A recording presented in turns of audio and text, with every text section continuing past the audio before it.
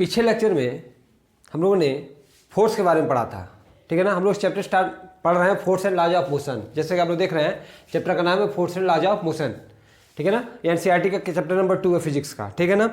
तो हम लोग फोर्स के बारे में देखे कि फोर्स क्या है। फोर्स क्या है? कॉज है, जो भी मोशन में चेंज हो रहा था, चाहे स्पीड बढ़ रही थी, घट रही थी, डायरेक्शन चेंज हो रही थी, ठीक है ना। कोई ऑब्जेक्ट अगर रुका हुआ था तो चलने लग रहा था, अगर मोशन में था तो रुक जा रहा था, ठीक है ना। उसकी शेप या साइज चेंज कर दे रहा था, वो क्या था? फोर्स था। फोर्स क्या था? कॉज था। और जो भी ये सब था क्या? इफेक्ट था। तो इफेक्ट के कारण का रीजन क्या था? कॉज था। वो क्या था? फोर्स था। फोर्स भी हमने दो टाइप पढ़े थे, कॉन्टैक्ट फोर्स और नॉन कॉन्टैक्ट फोर्स। वो फोर्स जो बॉडी के डायरेक्ट कॉन्टैक्ट में हो वो कॉन्टैक्ट फोर्स से थे, और जो डायरेक्ट कॉन्टैक्ट में ना हो वो नॉन कॉन्टैक्ट फोर्स, जैसे gravitational force, magnetic force, nuclear force, ठीक है ना। फिर हम लोगों ने बैलेंस फोर्स पढ़ा था और अनबैलेंस्ड फोर्स पढ़ा था। बैलेंस्ड फोर्स में जब नेट फोर्स, टोटल बॉडी पे जो नेट फोर्स था वो अगर वो जीरो था तो हम कहते थे कि बॉडी बैलेंस्ड फोर्स है और मोशन नहीं हो रहा था। और अगर बॉडी में नेट फोर्स जीरो नहीं था तो जिस डायरेक्शन में ज़्यादा फोर्स था उस डायरेक्शन में ऑब्जेक्ट मूव कर रहा था। क्लियर है? तो यहाँ तक हो गया था। आज हम लोग पढ़ेंगे इनर्शिया के बारे में और आगे चीज़। अगर इनर्शिया पढ़ेंगे, इनर्शिया कितने टाइप के होते हैं, न्यूटन्स के फर्स्ट लॉ पढ़ेंगे, सेकंड लॉ, धीरे धीरे चैप्टर आगे बढ़ता चला जाएगा। तो हमारा आज का टॉपिक है वो है इनर्शिया।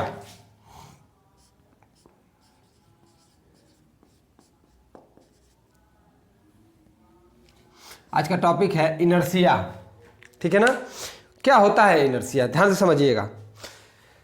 अगर ये ऑब्जेक्ट यहाँ पे मैंने मान ली हथेली पे रखा हुआ है और अगर मैं इसको डिस्टर्ब ना करूं तो ये इनफाइनाइट टाइम तक वैसे ही रहेगा। और ये ऑब्जेक्ट चाहता भी है यही कि मैं ऐसे ही रहूं जब तक कि हमने इस पर कुछ अलग से फोर्स ना लगाया। या कोई ऑब्जेक्ट अगर मोशन में है तो वो चाहता है कि हमेशा वो मोशन में ही रहे जब तक उस पर कुछ अलग से कोई फोर्स ना लगाया जाए। कोई चीज़ आप फेंकते हो ज़मीन पर तो रुक जाती है, उसका रीज़न क्या है? वो फ्रिक्शन लगता है, सरफेस की तरफ से फ्रिक्शन लगता है अपोजिट डायरेक्शन, इसलिए रुक जाता है।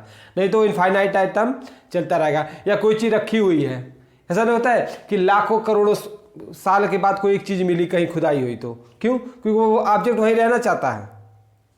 वो ऑब्जेक्ट वहीं रहना चाहता है इनफाइनाइट टाइम तक, जब तक उस ऑब्जेक्ट को आप कुछ डिस्प्लेस ना करो, कुछ फोर्स वगैरह ना लगा के कुछ उसकी स्टेट ना चेंज करो। यानी इनर्शिया क्या है? इनर्शिया एक ऐसी प्रॉपर्टी है किसी भी ऑब्जेक्ट की, वो चाहती है अपनी स्टेट को ना चेंज करे, वो अपनी स्टेट को चेंज ना करे। अगर वो स्टेट ऑफ रेस्ट है तो रेस्ट में रहना चाहती है, और अगर वो मोशन में है तो मोशन में ही रहना चाहती है, ठीक है। और अगर डायरेक्शन में हो सकता है।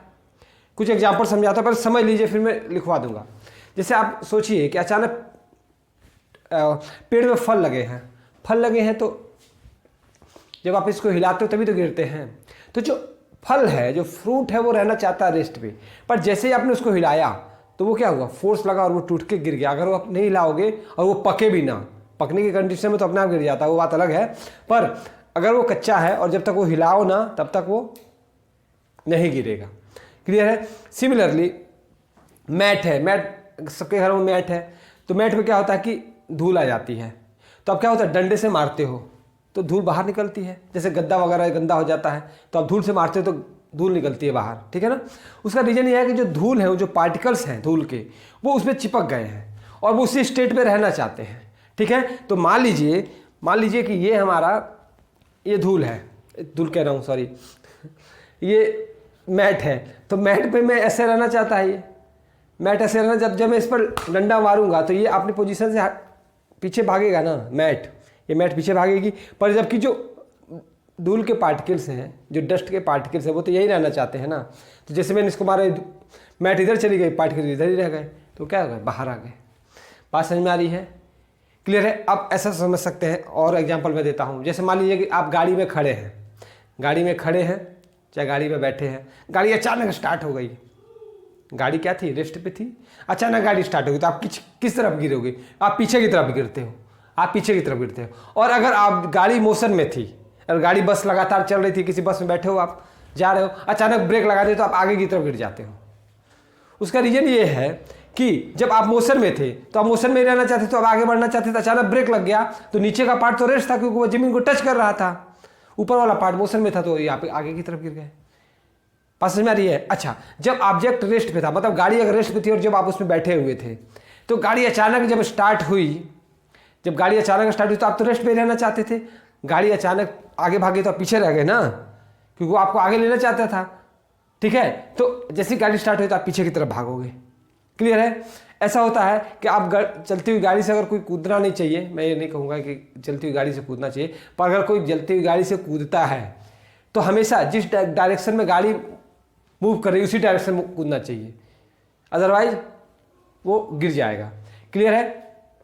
अच्छा, अगर किसी के पास 4 व्हीलर या 4 व्हीलर में बैठे हो, सभी लोग 4 व्हीलर बैठे होंगे, तो गाड़ी को मैंने एक राउंड इस मान लीजिए क्लॉकवाइज घुमाया या राइट घुमाया, तो देखिएगा गाड़ी के आगे जो वो जहाँ पे भगवान की मूर्ति वगैरह लगी होती है स्टीयरिंग के आगे रखने वाली चीज़, वो इधर भागेगी। आप जब इधर घुमाओगे तो आपका ऑब्जेक्ट इधर भागेगा। क्यों? क्योंकि आप सीधे रहना चाहते थे, अब आप उसको राइट घुमाना चाहते हैं तो आप क्या होगा, लेफ्ट भागोगे, क्योंकि वो इनर्शिया ऑफ डायरेक्शन हो गया। तो चीज़ें समझ में आई? इनर्शिया क्या है? इनर्शिया एक ऑब्जेक्ट की, किसी भी ऑब्जेक्ट की ऐसी पोजीशन है, एक ऐसी स्टेट है जो अपने आप को चेंज होने देना नहीं चाहती है। क्लियर है? चीज़ें दिमाग में बैठ गई। और लिखवाना स्टार्ट करें। 1 मिनट इसको रिमाइंड कर लेती है, लिखवा रहा हूँ मैं।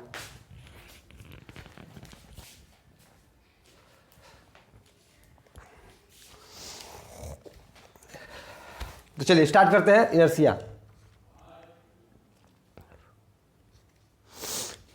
क्या होता है? Inertia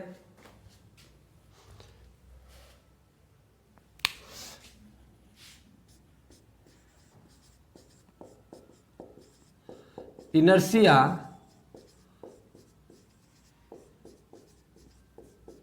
is the property of a body by virtue of which it opposes any change in state of rest or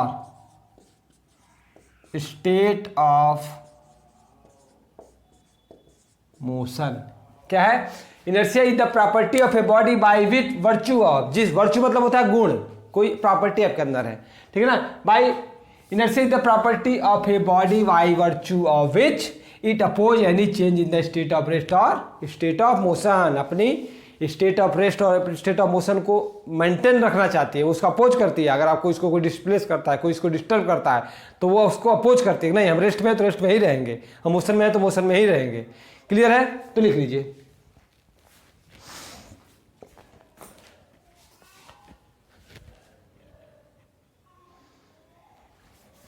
clear है? चलिए, अब इनर्शिया कितने टाइप की होती है? Inertia of 3 types. देखो, there are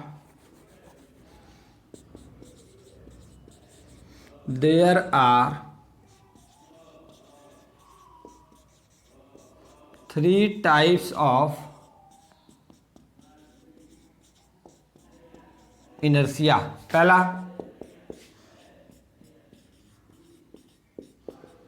inertia of rest. दूसरा, inertia of motion. और तीसरा हो जाएगा इनर्शिया ऑफ डायरेक्शन। 3 टाइप की इनर्शिया होती है। इनर्शिया ऑफ रेस्ट, जो अपनी रेस्ट की पोजीशन को मेंटेन करना चाहती है। इनर्शिया ऑफ मोशन, जो अपनी मोशन की प्रॉपर्टी को मेंटेन करना चाहती है। और इनर्शिया ऑफ डायरेक्शन, जो अपनी इनर्शिया ऑफ डायरेक्शन की कुछ स्टेट को मेंटेन करना चाहती है। अगर वो रेस्ट में है, इनर्शिया ऑफ रेस्ट क्या कहेगा कि अगर रेस्ट में है तो रेस्ट में रहना चाहती है। इनर्शिया ऑफ मोशन क्या कहेगा, अगर मोशन में है तो मोशन में रहना चाहती है।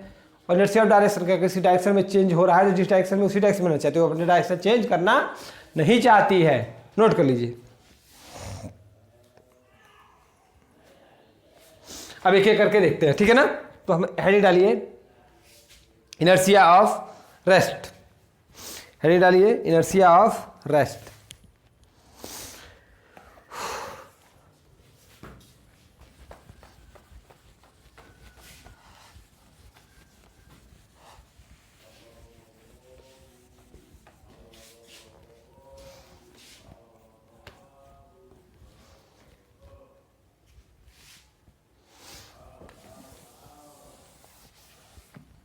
हेडिंग डालिए इनर्शिया ऑफ रेस्ट। ठीक है ना। देखिए इनर्शिया ऑफ रेस्ट क्या है।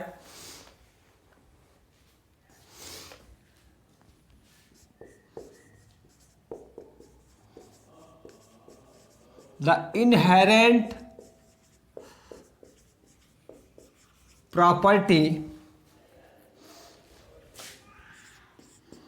of a body by virtue of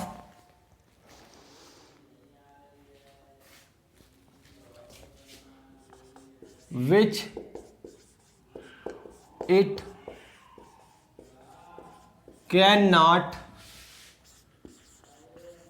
change its state of rest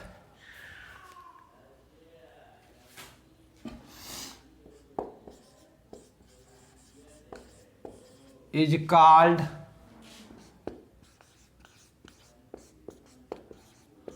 inertia of rest। क्या होता है? The inherent property of a body by virtue of which it can not change state of rest. एक ऐसी property जो अपनी state की position को change नहीं करना चाहते हो, क्या होगा? इनर्शिया ऑफ रेस्ट हो जाएगा। समझ में आया? लिख लीजिए, लिख लीजिए, फिर एग्जांपल समझते हैं हम लोग।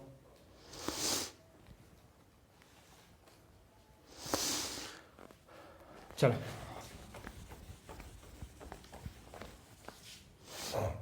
इनर्शिया ऑफ रेस्ट में एग्जांपल समझिए।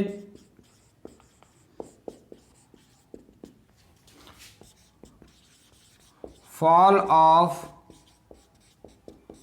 Fruit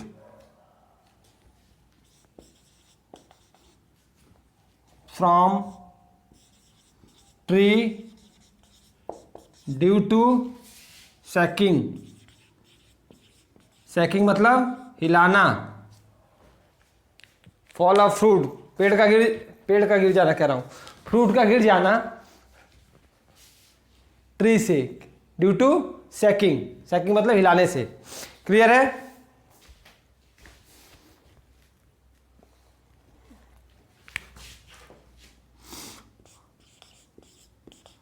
move out of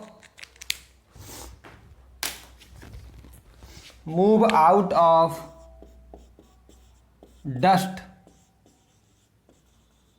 from mat.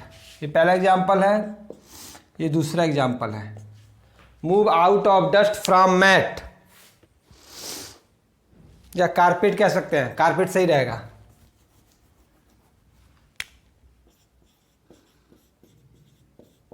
Carpet.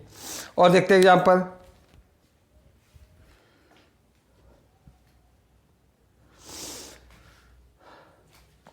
और होता क्या है, ध्यान समझिएगा। एक और एग्जाम्पल मैं समझाता हूं, ध्यान समझिएगा।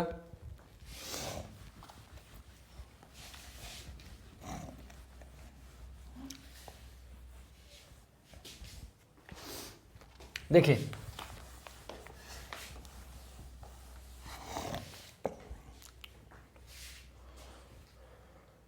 एक और एग्जाम्पल लिख लीजिए, तीसरा। Move out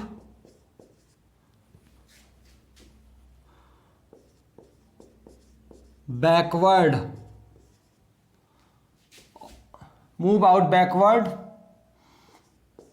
of a person due to sudden start of car. वो बैकवर्ड पीछे भागेगा जब क्या होगा, कार स्टार्ट होगा। ठीक है ना। और एग्जांपल समझते हैं, और एग्जांपल समझते हैं। देखिए जैसे मान लीजिए ये ग्लास रखा है, ध्यान समझिएगा, और इस ग्लास के ऊपर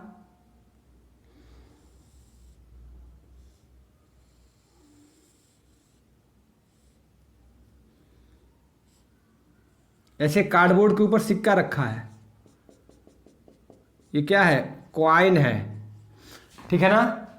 अब क्या किया जाए, इधर से एक फोर्स लगाया जाए, तो जैसे ही ये इस आप इधर फोर्स लगाओगे ना, ये जो कॉइन है वो डायरेक्ट इस ग्लास में गिर जाएगा, इस ग्लास में गिर जाएगा, क्योंकि कॉइन जो है वो इस कार्डबोर्ड पे रहना चाहता है। पर जब आपने इसको पुश कर दिया, जैसे इसको कैरम की स्टिक होती है ना, कैरम में मारते हैं, वैसे इसको आपने जैसे ही मारा तो ये तो आगे भाग जाएगा और सिक्का ग्लास में गिर जाएगा। क्यों? क्योंकि इनर्शिया ऑफ रेस्ट की प्रॉपर्टी इसके पास, ये रेस्ट में रहना चाहता है, तो ये नहीं मूव करेगा, ये तो नीचे गिर जाएगा।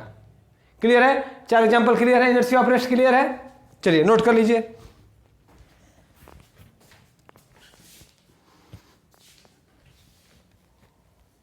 चलिए अब देखते हैं inertia of motion.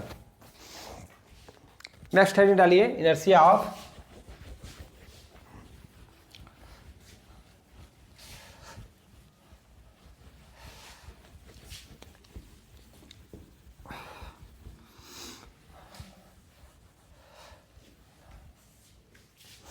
Inertia of motion. कि ऑब्जेक्ट अगर मोशन में है तो क्या रहना चाहता है, मोशन में ही रहना चाहता है। ठीक है। तो नेक्स्ट है इनर्शिया ऑफ मोशन। लिखिए इसकी प्रॉपर्टी लिखिए, the inherent property of a body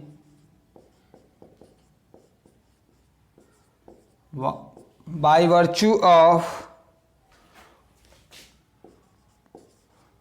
which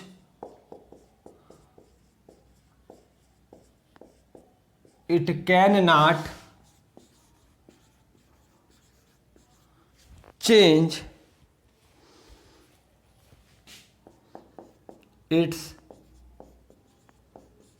state of motion is called inertia of motion. यानी वो प्रॉपर्टी जिसकी वजह से ऑब्जेक्ट मोशन में ही रहना चाहता है, वो अपनी मोशन की स्टेट को चेंज नहीं करना चाहता, वो इनर्शिया ऑफ मोशन होगा। देखिए डिफिनेशन से भी साफ पता चल रहा है, the inherent property of a body by virtue of which it can not change state of motion is called inertia of motion. Note कर लीजिए, एग्जांपल समझते हैं।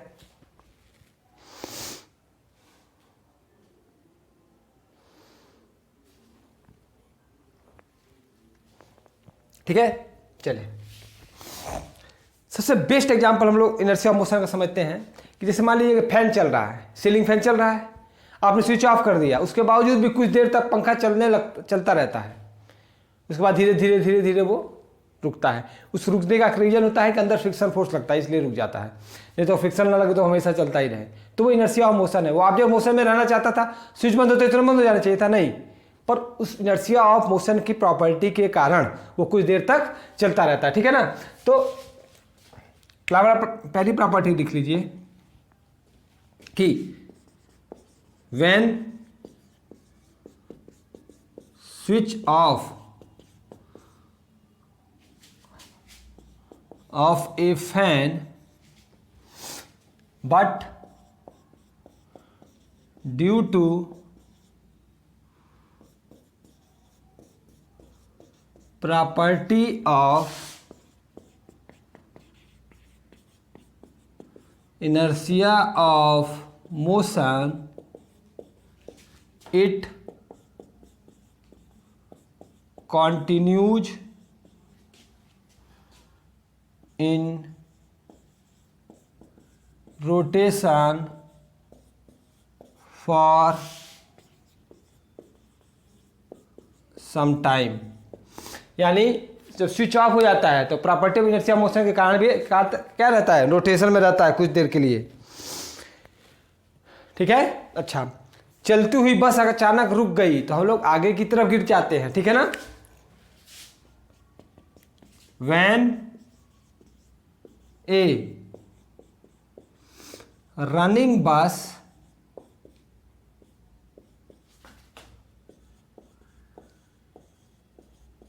suddenly stops, then we move through forward, तो हम क्या करते हैं, आगे की तरफ मूव कर जाते हैं। ठीक है ना। क्यों? क्योंकि उसका नीचे का पार्ट तो हमारा रेस्ट पे आ जाता है, ऊपर की बॉडी मोशन में ही रहती है, ऊपर की बॉडी मोशन में ही रहती है, नीचे की प्रॉपर बॉडी रेस्ट में आ जाती है। तो हम लोग क्या हो जाते हैं, आगे की तरफ गिर जाते हैं।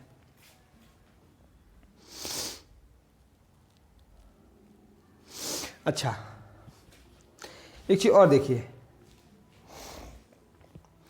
इनर्शिया ऑफ मोशन का एग्जाम्पल कि अगर देखिए आप लोग गेंद उछाल रहे हैं, समझ रहे हैं ना, गेंद उछाल रहे हैं, वही एग्जाम्पल मैं दे रहा हूं जो आप लोग रियल लाइफ में देखा है।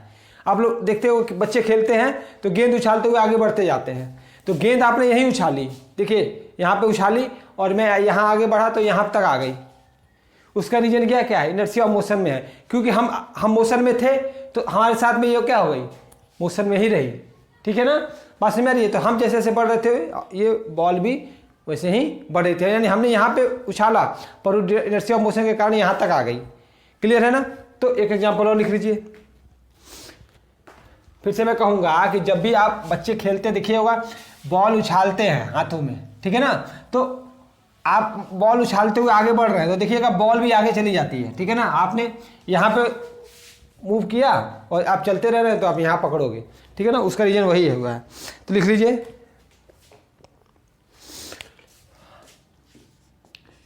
ए ball thrown vertically upward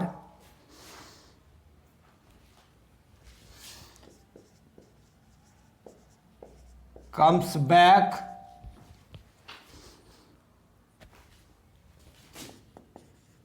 into hands if a person is in. ठीक है ना, अगर मोशन में है उसके बावजूद भी क्या होता है, बॉल भी क्या होती है, मोशन में आना चाहती है, उड़ना चाहती है। क्लियर है। चलिए नोट कर लीजिए, नोट करिए। अब एक बचा है इनर्शिया ऑफ डायरेक्शन। ठीक है ना।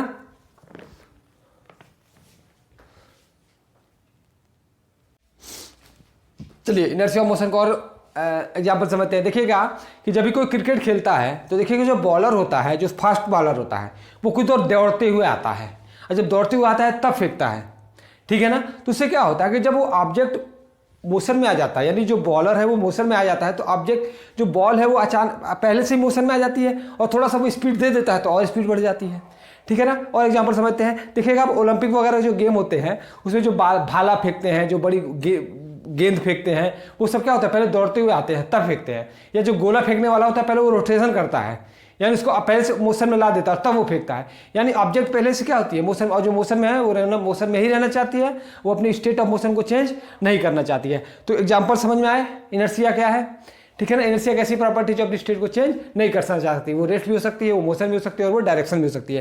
ठीक है ना। तो हम लोग देखते हैं इनर्शिया ऑफ डायरेक्शन। नेक्स्ट है हमारा इनर्शिया ऑफ डायरेक्शन।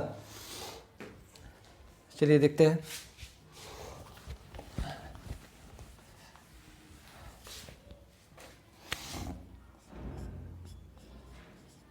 हेडिंग डालिए, इनर्शिया ऑफ डायरेक्शन। इनर्शिया को मैंने बहुत अच्छे तरीके से एक्सप्लेन कर रहा हूं मैं, ठीक है ना। चलिए, इनर्शिया ऑफ डायरेक्शन क्या होता है, फिर से वही प्रॉपर्टी, वही definition, the inherent property of a body by virtue of which it cannot change its direction of motion is called inertia of direction.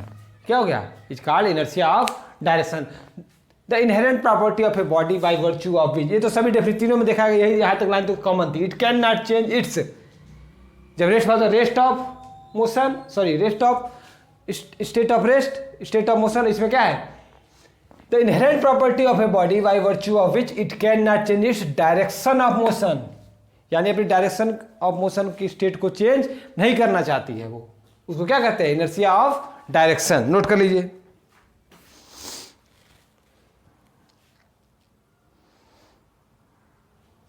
ठीक है ना। चलिए इसके एग्जांपल समझते हैं। होता क्या है कि जब हम देखिएगा, जब चाकू वगैरह को तेज कर रहे होते हैं, आपने दुकानों पे देखा होगा, जो चाकू होते तो चिंगारी टाइप का निकलता है, स्पार्क्स निकलते हैं, उसका रीजन वही होता है, वो डायरेक्शन को चेंज करना चाहता है, जिसकी वजह से इनर्शिया ऑफ डायरेक्शन चेंज होना नहीं चाहती है, तो क्या होता है, फ्रिक्शन की वजह से स्पार्क्स उत्पन्न होते हैं। ठीक है ना। तो हम लोग लिखते हैं एग्जाम्पल में देखिए, एग्जाम्पल में पहला, when knife is sharpening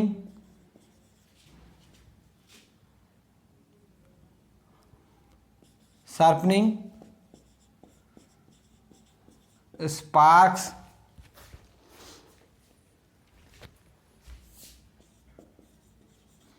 fly off। ठीक है ना। दूसरा देखते हैं। अच्छा देखिए क्या होता है, और जितने भी 4 व्हीलर्स होंगे या 2 व्हीलर्स भी देखे होंगे, देखिएगा पीछे गार्ड लगे होते हैं, मड गार्ड लगे होते हैं। जो कीचड़ आता है, जो मड आता है, उसको अब जैसे मान लीजिए चप्पल पहन के अब देखिएगा बरसात में चले जाइए तो पीछे पूरा भर जाता है छींटों से। ठीक है ना। तो ऐसा इसीलिए होता है क्योंकि इनर्शिया ऑफ डायरेक्शन को चेंज नहीं करना चाहती है जो ऑब्जेक्ट है।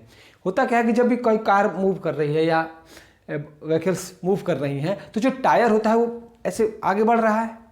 ठीक है ना। तो जब आगे बढ़ रहा है तो जो कीचड़ है जो इस पर पड़ा, वो उसको पीछे बैकवर्ड डायरेक्शन में जाएगा। वो क्या हो जाएगा, कीचड़ बैकवर्ड डायरेक्शन में जाएगा। क्यों? क्योंकि वो अपनी डायरेक्शन को चेंज करना नहीं चाहता है। हम इधर घूमना चाहेंगे, वो उधर घूमना चाहेगा। तो क्या वही कीचड़ क्या होता है, ऊपर जाने लगता है। तो अगर वही मडगार्ड ना लगाया जाए तो वो जो पूरा कीचड़ होगा क्या हो जाएगा, शरीर पे आ जाएगा। ठीक है ना। तो क्या हो जाएगा, एग्जाम्पल इनर्शिया ऑफ डायरेक्शन में ही आएगा ये, use of mudguards and vehicles। ठीक है ना।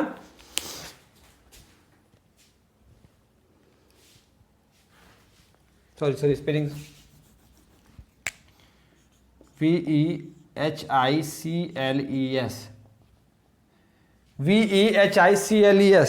ठीक है ना।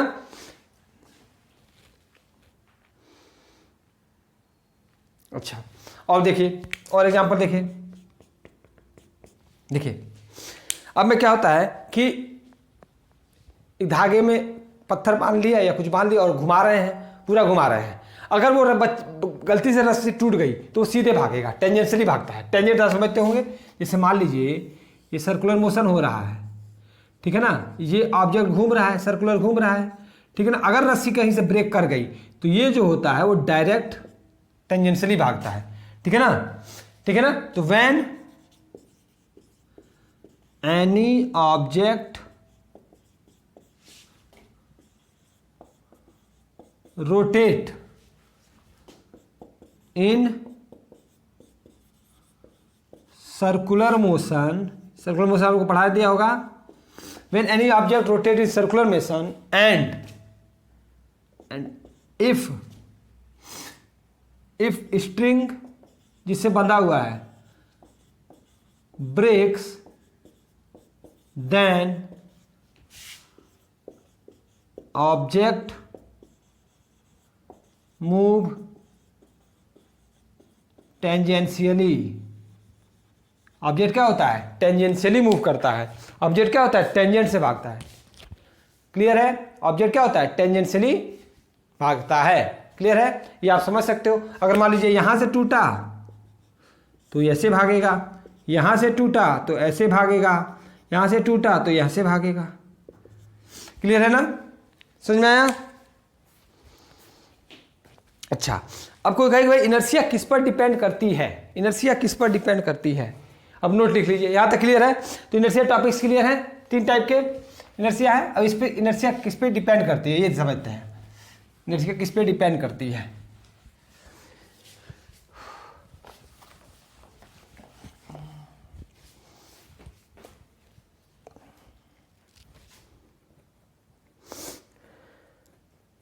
देखिए,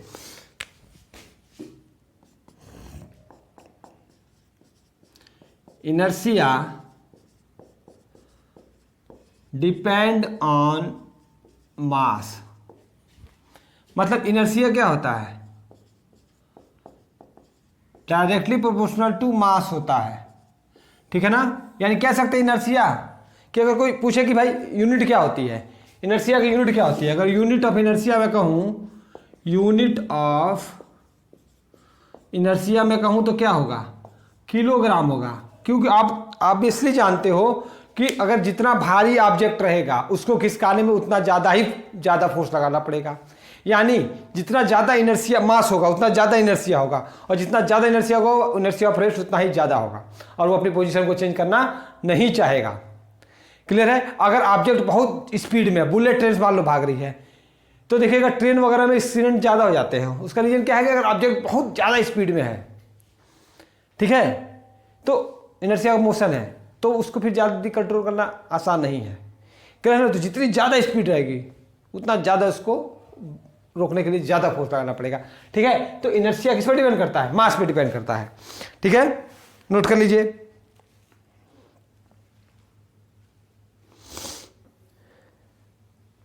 नोट कर लीजिए।